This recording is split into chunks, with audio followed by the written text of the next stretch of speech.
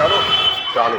સ્વામિનારાયણ હરે. તારીખ આજે 19 જુલાઈ 2024 રવિવાર છે. આજે રવિવારની સભામાં આપણે આ શ્રી ગોપાળાનંદ સ્વામી કૃત ગીતા ભાષ્ય ભૂતથી પ્રકાશિત થયેલું એ જોઈ રહ્યા છે. એનો આપણે અત્યારે અધ્યાય 4 જોઈ રહ્યા છે. બરાબર. હવે અત્યારે આપણે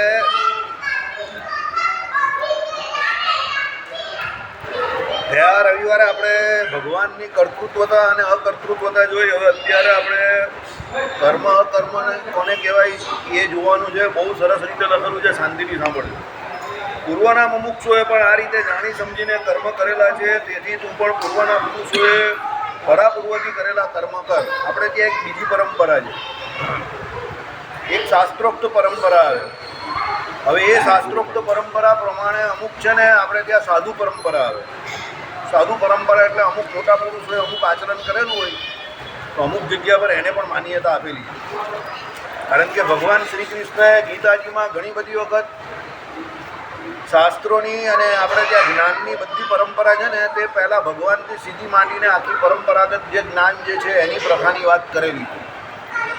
એટલે કોઈ પણ વ્યક્તિ કોઈ પણ પરંપરાની વાત કરે તો એને પહેલાં શાંતિથી સાંભળવી અને સમજવી. કોઈને પણ સમજ્યા વગર કે સાંભળ્યા વગર ધડાધડ ખોટી દિશામાં તલવાર નહીં ફેરવ્યા કરવાની. આમ છે તેમ છે ફલાણું ધીમું. પહેલાં એને શાંતિથી સાંભળવું. કારણ કે આપણે ત્યાં સનાતન સંસ્કૃતિ બહુ જૂની છે, એમાં શાસ્ત્રો અને માર્ગો બધા બહુ જૂના છે.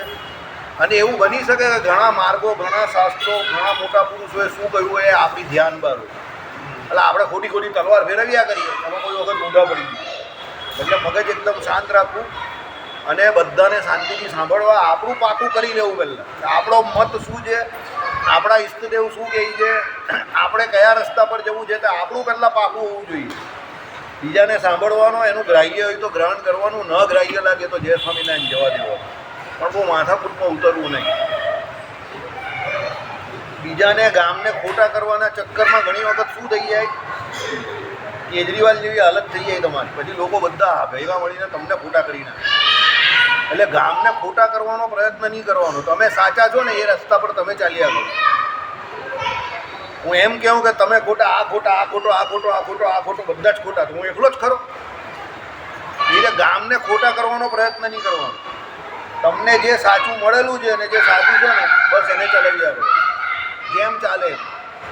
એમાં પછી જે કોઈ મતનું જે રીતે નિરાશ કરેલો હોય, ખંડન કરેલો હોય એ વ્યવસ્થિત રીતે ચલાવી આપવાનું. રામાનુજાચાર્યની જેમ કે એમાં મીમાંસકો પણ આવે વચ્ચે અને અદ્વૈતીઓ પણ આવે અને બધાનું ખંડન કરે અને રામાનુજાચાર્યનું મત મૂકે. પણ એ શાસ્ત્ર ચાલે ત્યારે. ખાલી રસ્તે ચાલતા કોઈ હોય ને બધાને હાર પેલો પહેરી લેવો એ બહુ મજાવાળી રીત નથી. એમાં શું છે કે રોજ કોઈને કોઈ એવો આવવાનો તો રોજ બધા જોડે તમે માથાકૂટ કર્યા કરો તો તમે તમારું ભજન ક્યારે કરવાના? તમારા અંતઃકરણમાં ઉદ્વેગતા એટલે બધા આવ્યા જ કરવાના અને જયા જ કરવાના. એટલે જે આવે જાય એને જવા દેવાનો. એના માટે એક સ્પેશિયલ ટાઈમ રાખવાનો. એ સમય પર એને સમજાવી દેવાનું જે કંઈ હોય તે. પણ આપણે આપણા જે ઉપાસના ભજનનો સમય હોય એમાં બહુ બાંધછોડ નહીં કરવાની. સમજી ગયા? કારણ કે જે આવા બધા લફડા લઈને આવે છે ને એને ભજન નહીં કરવાનું. એ ખાલી લફડા જ લઈને આવવાનો અને એ લફડા જ કરવાનો છે. તમે સમજો, એને લફડામાં રસ છે. હવે તમને ભજનમાં રસ છે તો એ તમને જબરજસ્તી કરીને તમારા ભજનમાંથી એના લફડામાં ઘૂસાડવાની પ્રયત્ન કરી રહ્યો. એટલે લફડામાં બહુ ઘૂસવું નહીં. હા કરવાનું ને જવા દેવાનું. વ્હાઈટ બોલ છે. બરાબર. મૂળ વસ્તુ ઉપાસના છે, ભજન છે. બધાના મતો જાણો, ગ્રાહ્ય હોય તો ગ્રહણ કરો. દત્તાત્રેય ભગવાને 24 ગુરુ નહીં કરેલા? તો ગુરુ કે ઉપદેશ તો તમે કોઈની પાસે પણ ગ્રહણ કરી શકો જે ગ્રહણ કરવા યોગ્ય હોય તે. બરાબર. ચાલો. એ રીતે મારા નિર્લેપ સ્વરૂપને જાણીને જેમના પાપ નાશ પામ્યા છે એવા વિવસ્વત શ્રાદ્ધદેવ આદિ પૂર્વેના મુમુક્ષુએ કર્મ કરેલા છે. તેથી તું પણ એ પ્રકારે મારા સ્વરૂપને જાણીને પૂર્વપુરુષોએ કરેલા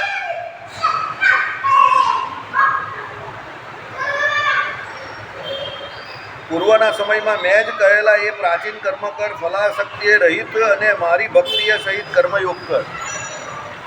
બરાબર. ત્રીજા પ્રકરણમાં પણ એટલે ત્રીજા અધ્યાયમાં પણ આ વાત આવે છે, ચોથા અધ્યાયમાં પણ આ વાત આવે છે. કર્મયોગની શ્રેષ્ઠતા. કર્મયોગી વ્યક્તિ જ કોઈને કોઈ મંજિલ પર પહોંચે. તમે અહીંયાથી કોઈને કોઈ ટ્રેનમાં બેસો તો જ સુરત છોડીને બીજા કોઈ સ્ટેશન પર પહોંચશો. પણ તમે કોઈ ટ્રેનમાં બેસો નહીં તો કોઈ સ્ટેશન પર પહોંચવાના નથી. એટલે કર્મયોગ બહુ જરૂરી છે. ફલાશક્તિએ રહિત કર્મયોગ કરવાનો છે, પણ ફળ આસક્તિએ સહિત જો કર્મયોગ કરશો તો યજ્ઞ યાગાદિક પણ કરો કે માળા ફેરવો કે પછી શાસ્ત્ર અધ્યયન કરો, બધામાં કંઈ ને કંઈ ફળ આસક્તિ રહેલી જ છે. પાછી ભગવાને મૂકેલી છે માયા બધે જ. મંદિરમાં પણ માયા મૂકેલી છે ભગવાને. શરીર જેના દ્વારા ઇન્દ્રિયો અંતકરણ દ્વારા તમે પહેલાં ભજન કરો છો એમાં એ માયાના બનેલા છે. સામે રહેલા બધા હરિભક્તોના શરીર પણ માયાના છે, ભગવાનની મૂર્તિ પણ માયાની જ બનેલી છે, પથ્થર છે તે માયાનો જ છે. એટલે એ તમારે પહેલાં ધ્યાન રાખીને કામ કરવું પડશે કે આ બધામાંથી માયાનો ભાવ કાઢીને એની અંદર રહેલા ભગવાનને જોવાના છે દરેકની અંદર. ઇન્દ્રિયો અંતકરણના પ્રકાશકપણે અંદર ભગવાન રહ્યા છે ને, તે ભગવાનને જોઈને કામ કરવાનું છે. મૂર્તિની અંદર ભગવાન રહ્યા છે એને જોવાના છે. પછી એ મૂર્તિ પાષાણની છે કે પંચધાતુની છે કે કાષ્ઠની છે એ બધો વિચાર આપણે નહીં કરવાનો.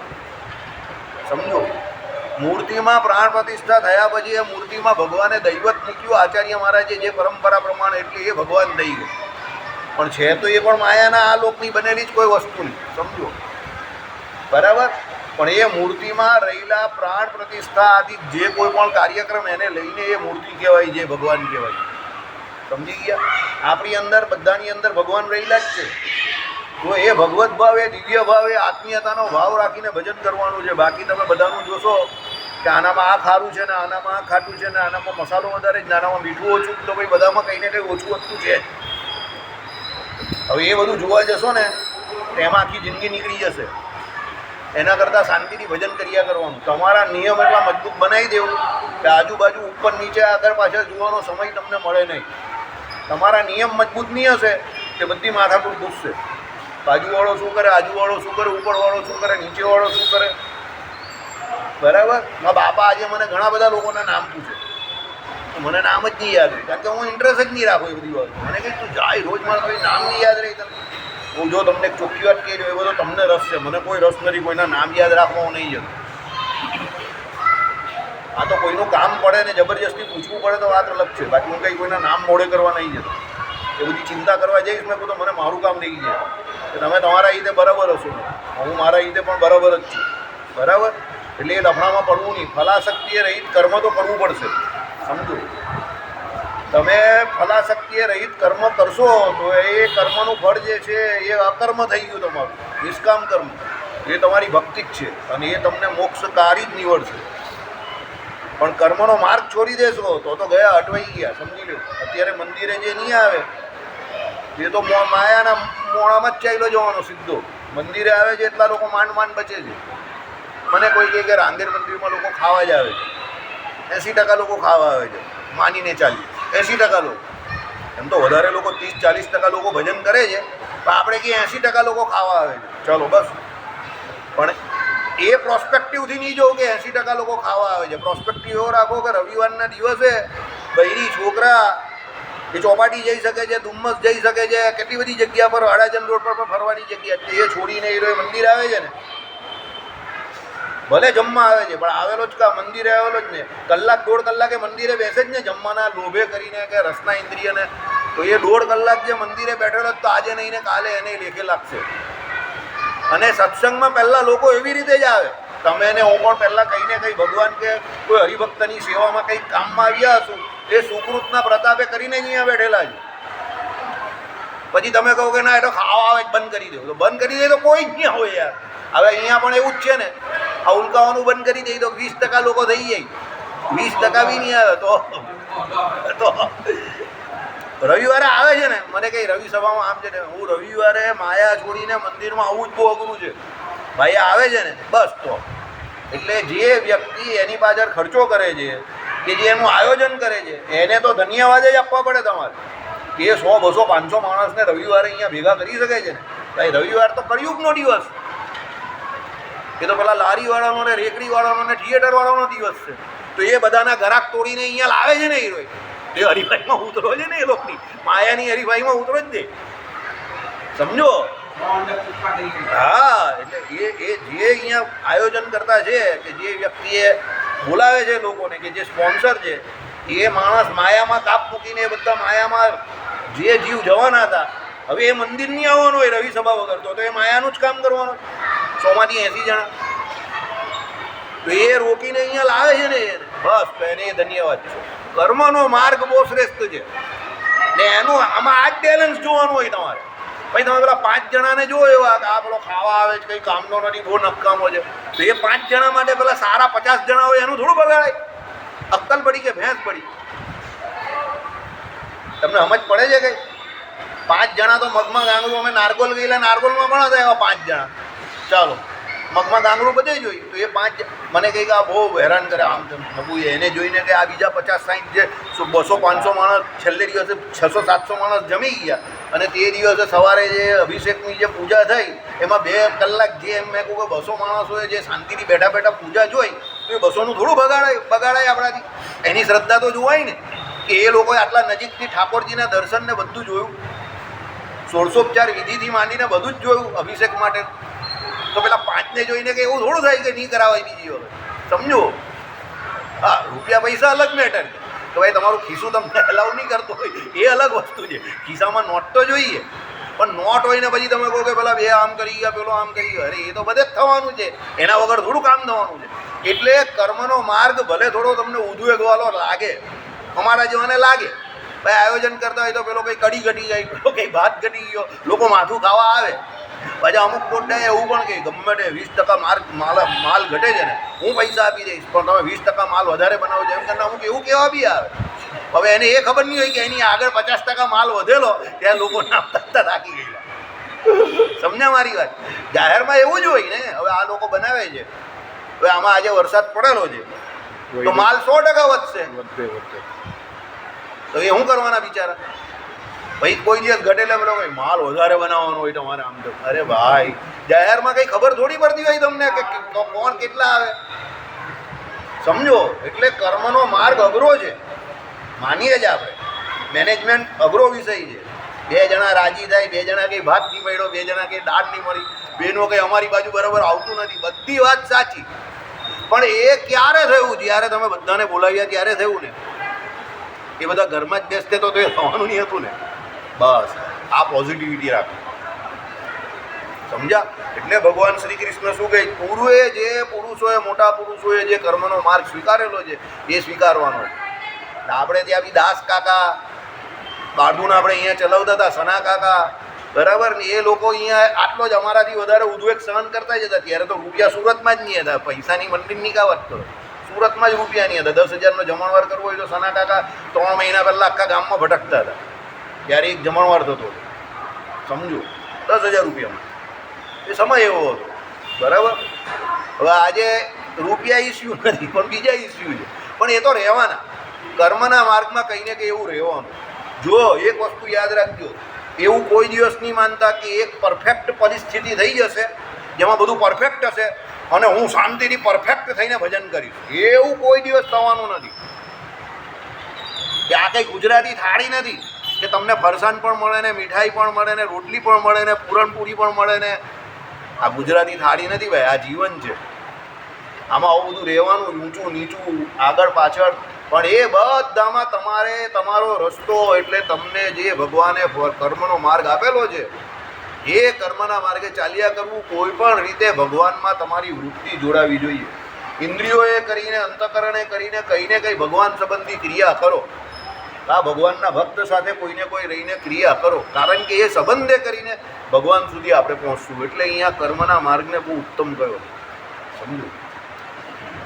હું તો તમને પણ કહું છું, તમે પણ કોઈને કોઈ માર્ગે જોડાયેલા કર્મ, ઇન્ડિવિજ્યુઅલી પણ. એવું નહીં કે મંડળ જોડે, પણ તમે ઇન્ડિવિજ્યુઅલી પણ કંઈ ને કંઈ કરી શકો. કર્મનો રસ્તો કોઈ દિવસ બંધ નહીં કરવો. કેમ? એક નાની સરખી પણ પાણીની ધારા જતી હોય ને, આગળ જતાં એ કેટલી મોટી નદી બની જાય ને એ તમને ખબર નહીં. સમજો? બરાબર? ચલો, ઉપર કહેલા કર્મના સ્વરૂપનો ઉપદેશ આપતા કહે છે કર્મ શું છે, અકર્મ શું છે. મોટા વિદ્વાન પુરુષો પણ ત્યાં મોહ પામી જાય છે. ત્યારે તે કર્મ તને હું સમજાવું છું, તેને જાણીને અશુભ એટલે કર્મ બંધનોથી તો મુક્ત થઈ. હવે કર્મ ને અકર્મ શું છે તે સમજાવે છે, સાંભળો. મુમુક્ષુએ કરવા યોગ્ય કર્મ કયું, અકર્મ જ્ઞાન શું છે. ફલાશક્તિએ રહિત પરમેશ્વરની ઉપાસના સહિતનું શાસ્ત્રીય કર્મ જ અહીં જાણવું. કર્મનું આચરણ કરવામાં તત્પર જીવાત્માનું અને કર્મની ઉપાસના કરવા યોગ્ય પરમાત્માનું યથાર્થ જ્ઞાન અકર્મ શબ્દથી કહેવાયું છે. શું કહ્યું? સાંભળો. મુમુક્ષુએ પહેલાં શું? ફલ આસક્તિએ રહિત પરમેશ્વરની ઉપાસના સહિતનું શાસ્ત્રીય કર્મ જ અહીં જાણવું. શાસ્ત્રીય કર્મ એટલે શાસ્ત્રમાં કહેલું હોય તે જ કર્મ. બીજું શું કહ્યું? ફળ આસક્તિએ રહિત, એટલે ફળની કોઈ આસક્તિ રાખવાની નહીં. ગઈકાલનું જે આપણે વચનામૃત ચાલવું ને, મધ્યનું કયું ચાલવું? 11મું. બસ એ અનુસંધાનમાં જ અહીંયા આવેલું છે. ફળ આસક્તિએ રહિત કોઈ પણ કર્મના માર્ગમાં જોડાવું એ પરમેશ્વરની ઉપાસનાવાળું. બરાબર?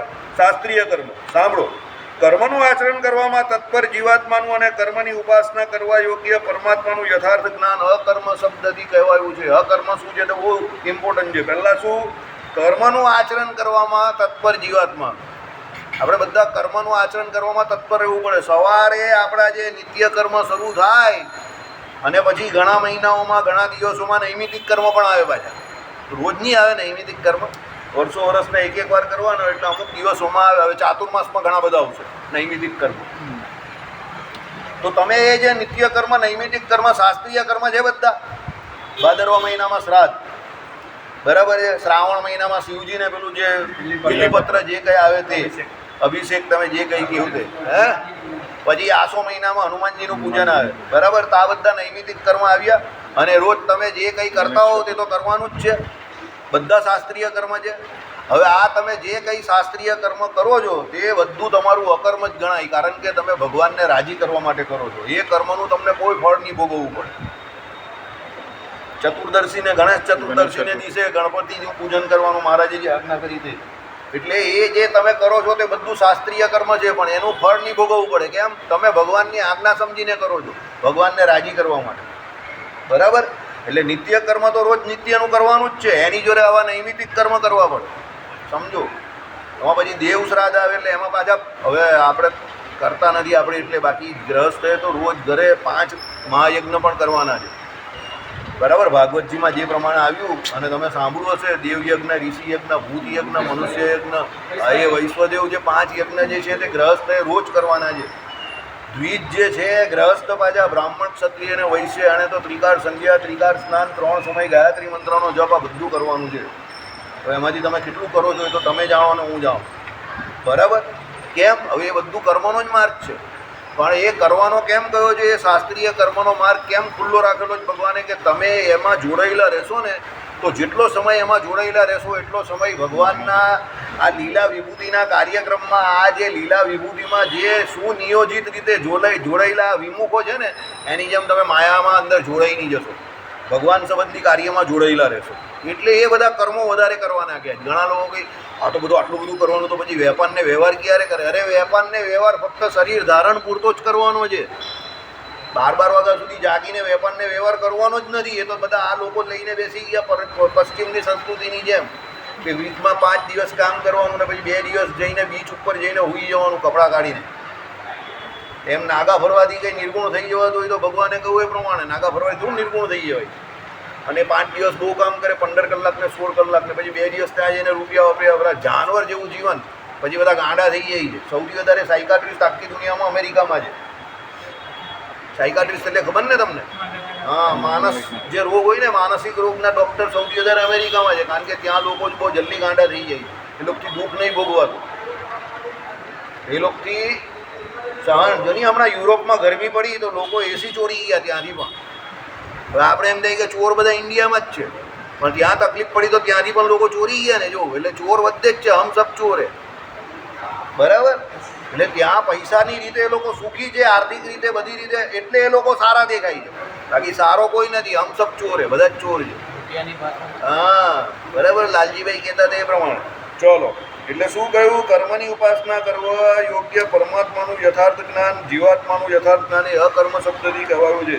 આ કર્મ અકર્મની બાબતમાં મોહિત થયેલા વિવેકી જનો પણ ખરેખરું નથી જાણતા.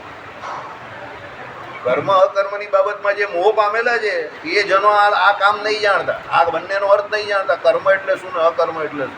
જો યાદ રાખજો, ભગવાનથી જે વિમુખ જીવ છે, સાંભળો, જેટલા ભગવાનથી વિમુખ જીવ છે એ કોઈ પણ કર્મ કરે પણ એના માટે એ બંધનકારી છે. તમે કહો એ કેવી રીતે? એ શુભ કર્મ કરે તો શુભ કર્મ કરશે તો ઉપરના લોકમાં જશે, અને નીચ કર્મ કરશે તો નીચે જશે. પણ ભગવાનથી વિમુખ છે એટલે એના બધા કર્મ કેવા છે? બંધનકારી. એટલે એ કર્મની કેટેગરીમાં આવી જશે. પહેલી જે વાત કરીને ભગવાન શ્રી કૃષ્ણએ કર્મ, એ કર્મની કેટેગરીમાં આવશે. એટલે કર્મ જે થાય તો કર્મનું ફળ ભોગવવું પડે. હવે સમજો, ભગવાનનો ભક્ત છે, એ કર્મ કરશે પણ ભગવાનની આજ્ઞાએ કરીને ફલાસક્તિએ રહિત કરશે, એને ફળની આસક્તિ નથી. કર્મ પેલા જેવું જ છે પણ એની ભાવના અલગ છે, ફલાસક્તિએ રહિત છે, એ શરણાગતિ સ્વીકારેલો ભગવત ભક્ત છે. એટલે એને એના ફળની આશા નથી, એટલે ભગવાન એને મોક્ષરૂપી ફળ આપશે. આ શું છે? અકર્મ છે. કર્મ એનું એ જ છે, ખાલી ભાવના અલગ છે. યાદ રાખજો, યજ્ઞ પેલો વિમુખ જીવ પણ કરાવે છે અને યજ્ઞ હરિભક્ત પણ કરાવે છે. સમજો, એકાદશી ઘણા બહારના લોકો પણ કરે છે, એવું નહીં કે બધા સત્સંગી કરે છે, પણ એકાદશીમાં શું છે, એ લોકોને બીજી બધી આશા હોય છે કે 21 એકાદશી કરું, 24 એકાદશી કરું, આ એકાદશીનું ફળ આને આપ્યું, પેલાને આપ્યું, ફલાણાને આપ્યું, ઢીમકાને આપ્યું, બધા આવી રીતે પણ કરે છે. તો આ બધું ફળ બંધનકારી છે. એકાદશી કરેલું ફળ પણ બંધનકારી. કેમ? એના શુભ કરવાનું ફળ ભોગવવું પડે એને, બરાબર. પણ આપણો હરિભક્ત જે એકાદશી કરે તે કેમ કરે છે? ભગવાનને રાજી કરવા માટે. એક રક્ષ વ્રત કરે, ચાંદ્રાયણ વ્રત કરે, એકાદશી કરે, વિષ્ણુ યાગ કરે, પછી હવે શ્રાવણ મહિનામાં લઘુ ઉદરી કરે, પછી એના પછીના ગણપતિજીનો મહિનો ભાદરવો મહિનો, એમાં પિતૃ શ્રાદ્ધ કરાવે, ગણપતિજીનો યજ્ઞ કરાવે, પછી આસો મહિનાની અંદર પાછો હનુમાનજીનો યાગ કરાવે, બધું કરાવે. પણ કેમ કરાવે?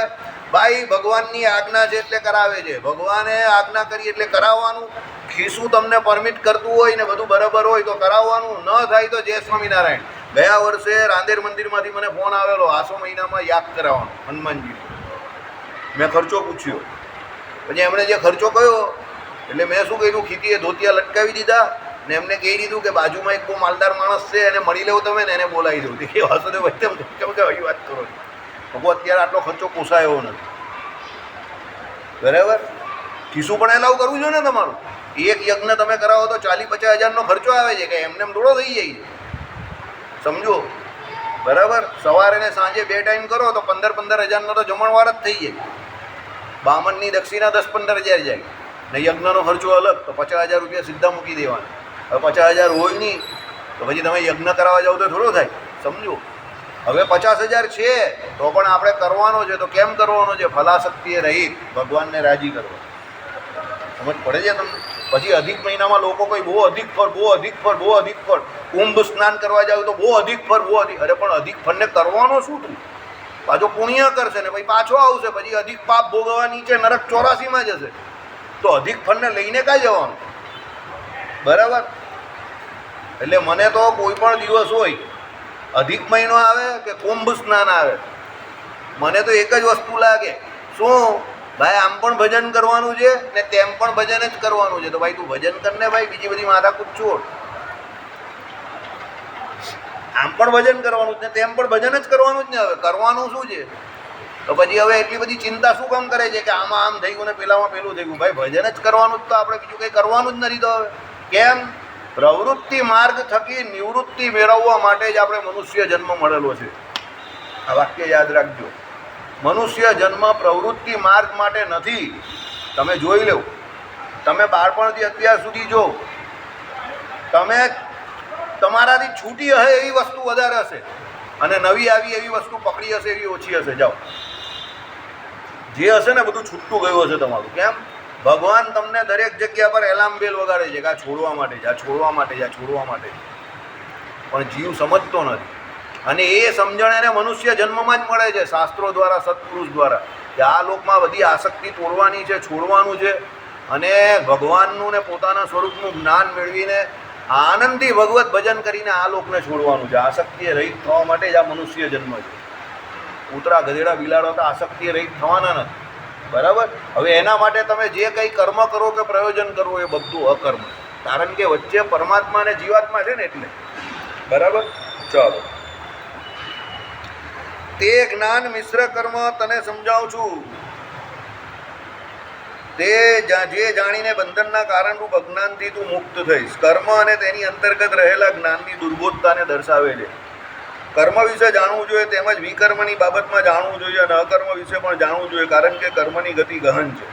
મોક્ષના સાધનભૂત કર્મની કર્તવ્યતા જાણવી જોઈએ. જુદા જુદા પ્રકારના વેદોક્ત કર્મોની અનેક પ્રકારની ફળરૂપતા હોવાથી તેના સાધનભૂત વસ્તુઓના સંપાદનપણાને કારણે વિવિધતાને પ્રાપ્ત થયેલું કર્મ તે વિકર્મ શબ્દથી કહેવાય છે. તે વિકર્મ જુદા જુદા પ્રકારે જાણવા યોગ્ય છે. તેમજ અકર્મના સ્વરૂપમાં આત્મા પરમાત્માના સ્વરૂપમાં પણ ઘણું જાણવા યોગ્ય છે. 3 પ્રકારના કર્મની ગતિ ઊંડી છે, ગૂઢ છે અને તેનું તત્વ જાણવું અતિ કઠણ છે.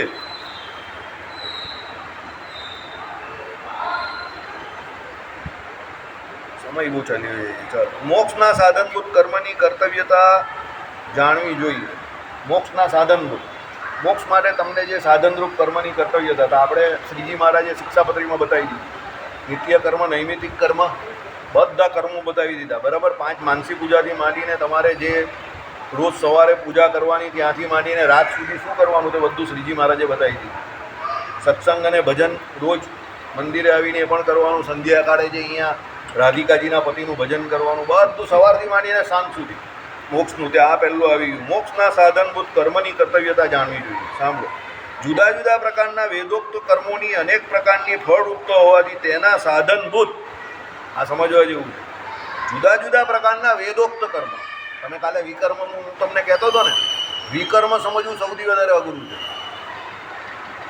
કર્મ ને અકર્મ તો બહુ સરળ છે, વિકર્મ સમજવું બહુ અઘરું છે. સાંભળો, જુદા જુદા પ્રકારના વેદોક્ત કર્મોની અનેક પ્રકારની ફળરૂપતા હોવાથી તેના સાધનભૂત વસ્તુઓના સંપાદનપણાને કારણે વિવિધતાને પ્રાપ્ત થયેલું કર્મ તે વિકર્મ શબ્દથી કહેવાય છે. મેં તમને કહું ને, વિકર્મ સમજવું બહુ અઘરું. વિકર્મ પણ હોય શાસ્ત્રોક્ત છે, સમજજો. એવું નથી કે શાસ્ત્રમાં નથી કરવું, પણ વિરુદ્ધ પ્રકારનું ફળ આપનારું કર્મ છે, એટલે એને વિકર્મ કહ્યું. દાખલા તરીકે શાસ્ત્રમાં એવું લખેલું છે કે તમે આ યજ્ઞ કરો તો તમારો શત્રુ મરી જાય. તો શત્રુ તો મરી ગયો એનાથી, પણ તમે એ જે કર્મ કર્યું તે હિંસા થઈ ને, તો એ શાસ્ત્ર વિરુદ્ધ કર્મ થયું ને, એટલે એ વિકર્મ છે. શાસ્ત્રમાં જ લખેલું, પણ તમે એનું આચરણ કર્યું. કેમ કર્યું? તમારા શત્રુને મારવા માટે, એટલે એ વિકર્મ થઈ ગયું. એટલે શું? આ તો મેં તમને એક ઉદાહરણ આપ્યું. વિકર્મ સમજવું સૌથી વધારે અઘરું છે. ભાગવતજીમાં પણ એ સમજાવેલું છે, પણ બહુ કઠણ છે. અકર્મ અને કર્મ સમજવું બહુ સહેલું છે. કર્મ શું એ પહેલાં સમજી લો. તમે રોજ બરોજ જે પણ કોઈ કર્મ કરો અને ફળાશક્તિ રાખો, એના બદલામાં મને આ ફળ મળે, પેલું ફળ મળે, સ્વર્ગલોકની ઈચ્છા, આલોકમાં સુખી થઈ જાઓ, ગાડી આવી જાય, બંગલો આવી જાય, છોકરા સેટ થઈ જાય, છોકરીના લગ્ન થાય, છોકરાના લગ્ન થાય, એના માટે જે કંઈ કર્મ કરો એ બધું કર્મ. એના પછી આવે અકર્મ. એક બધું કર્મ કરો છો, પણ એમાં આસક્તિ રહિત કરો. ભગવાનની ઈચ્છાથી જે મળશે તે ઠીક, નહીં મળે તો હરી ઈચ્છા. આ કમાવા જઈ રહેલા, આસક્તિ કોઈ નહીં. પાપ કોઈ કર્મ કરવાનું નહીં. પ્રારબ્ધે કરીને અને તમારા પુરુષાર્થે કરીને જે મળે એમાં રાજી. ગોલમાલ કંઈ નહીં, નો ગોલમાલ. એ અકર્મ. વિકર્મ ક્યારે? તમને કોઈ શત્રુ બહુ પીડે છે, તમે કહો કે આને પાડી નાખવો છે, તો શાસ્ત્રમાં જે કંઈ ઉપાય બતાવ્યો હોય તમે કરી નાખ્યો, પણ એ થઈ ગયું વિકર્મ. કેમ? એને તમે પાડી નાખ્યો, એટલે વિકર્મ થયું. આઈડિયા આવે છે? એટલે વિકર્મ એટલે વિરુદ્ધ પ્રકારનું કર્મ. એટલે શું કહ્યું તે સાંભળો, એકવાર સાંભળી લો. જુદા જુદા પ્રકારના વેદોક્ત કર્મની, એટલે વેદોમાં લખેલા એવા જ કર્મોની અનેક પ્રકારની ફળરૂપતા હોવાથી, અલગ અલગ કર્મ અલગ અલગ ફળરૂપતા હોવાથી તેના સાધનભૂત વસ્તુઓના સંપાદનપણાને કારણે, હવે એમાં જે સાધન જે જોઈએ એને તમારે જે ઉત્પાદન કરવાનું હોય, એનું સંપાદન એટલે ભેગા કરવાનું હોય, એમાં સાધનભૂત વસ્તુઓના સંપાદનપણાને કારણે વિવિધતાને પ્રાપ્ત થયેલું કર્મ તે વિકર્મ શબ્દથી કહેવાય છે. તે વિકર્મ જુદા જુદા પ્રકારે જાણવા યોગ્ય છે. એટલે તમે એ સાધનો ભેગા કરવા માટે જે પણ કંઈ, દાખલા તરીકે તમારે યજ્ઞ કરાવવા માટે પૈસા જોઈએ, તો તમે કમાતા હો તો પૈસા કમાવાય, યજ્ઞ થાય. હવે એ પૈસા કમાવા માટે તમે દારૂનો ધંધો કરો, એ શું છે? વિકર્મ છે. એટલે જે ઊંચા મોટા સંત સાધુ સંતો છે તે તમે કોઈ પણ એના આશ્રમમાં કે કોઈ જગ્યા પર કે ગૌશાળામાં પૈસા આપવા જાઓ ને, તો પહેલાં તમારો ધંધો પૂછશે. આપણે ત્યાં નહીં પૂછતા, આપણે તે એલાવ નથી, આપણે ત્યાં બધું જ ચાલે. એ લોકો પૂછે તમે ધંધો શું કરો, તરત જ પૂછે. એટલે પેલો કહે કે સરકારમાં ઠેકાનું કામ છે. એટલે કહે કે ઠેકાનું કામ એટલે શું કામ? એટલે પેલો કહે એટલે તરત કહે કે આ ગોલમાલવાળો માણસ. કારણ કે સરકારમાં ઠેકાનું કામ હોય એટલે સરકારી માણસોને એ લોકો બધું જવા દેતા હોય ટેબલની નીચે, બરાબર છે. એટલે પછી ગડબડ ઊભી થાય. એટલે પેલા લોકો કંઈ સેવાની જરૂર નથી એમ કરીને જય શ્રી કૃષ્ણ. કારણ કે એ વિકર્મથી આવેલા પૈસા છે. બરાબર. શ્રીપતિમ શ્રીધરમ સર્વદેવ